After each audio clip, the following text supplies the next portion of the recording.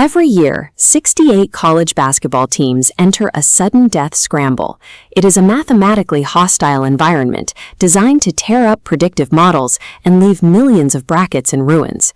But by the end of the opening weekend, that chaos burns off.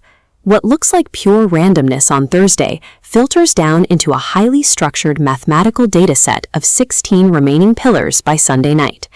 If you are flipping between overlapping broadcasts on TBS, TNT, and True TV, it is easy to lose the plot. The constant barrage of primetime highlights obscures the actual architecture of the tournament. Analyzing the bracket on Sunday, March 22, 2026, provides a cartographic roadmap. It identifies the precise coordinates of where the tournament is heading, replacing the simple list of past scores with a clear path forward. Grasping this specific pivot point separates casual fans getting lost in the noise from those who can see the actual matrix of the approaching Sweet 16. To map that matrix, we have to look closely at the East and Midwest regions. Over the last 48 hours, these two geographic zones became the absolute epicenter of bracket volatility. Watch the East bracket line as the 5-seed, St. John's, intercepts 4-seed Kansas, eliminating the Jayhawks 67-65. When Kansas fell, it fractured the mathematical models that had them projected deep into the second week. That volatility bled right into the Midwest region. A 6-seed, Tennessee, knocked off 3-seed Virginia with a final score of 79-72. The math here points directly to late-game execution. Tennessee guard Jay Gillespie racked up 21 points and 6 assists, controlling the final minutes to systematically dismantle Virginia's defense. Notice the margins of survival. St. John's won by 2 points. Tennessee survived by 7. The lower seeds advancing through these regions are doing so by navigating razor-thin, single-digit differentials. These specific disruptions break the expected formulas. They force the entire tournament ecosystem to instantly recalibrate the most likely paths to the Final Four. But if the East and Midwest broke the models, the West and South regions validated them. Here, the heavily favored 2 seeds flexed absolute dominance. Look at the West bracket.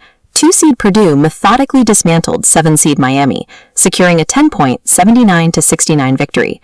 Purdue's win was driven by elite offensive mechanics. Guard Fletcher Loyer poured in 24 points, while Braden Smith broke down Miami's defense with elite spatial passing, including a perfectly timed behind-the-back assist through heavy traffic. Moving over to the intersection of the South and Midwest, 2-seed Iowa State delivered an overwhelming blowout, crushing 7-seed Kentucky 82-63. This chart shows how Iowa State guard Tamim Lipsey generated that blowout. Alongside his 26 points, look at the defensive quadrant. He recorded 5 steals, creating a massive statistical spike compared to the tournament average. The data from Sunday tells 2 distinct stories. The East and Midwest thrive on chaos, but the West and South prove that elite, top-tier efficiency remains the ultimate stabilizing force in the bracket. We process these shifts using Vegas lines. These are numerical point spreads set by odds makers to represent the expected margin of victory between 2 teams. This graphic shows the East region's clash. The math leans toward UConn, a minus 5.5 favorite over UCLA. Applied to the Midwest, the scale resets to near perfect equilibrium. Texas Tech is a mere minus 1.5 favorite over Alabama, a dead-even matchup.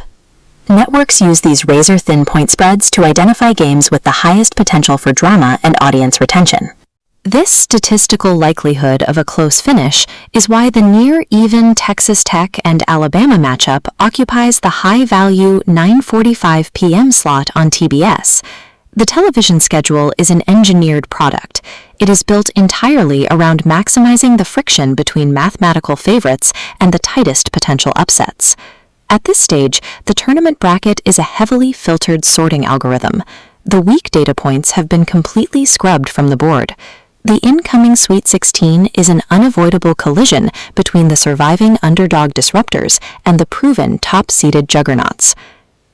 Behind every point spread and statistical probability is a roster of athletes fighting to keep their season alive.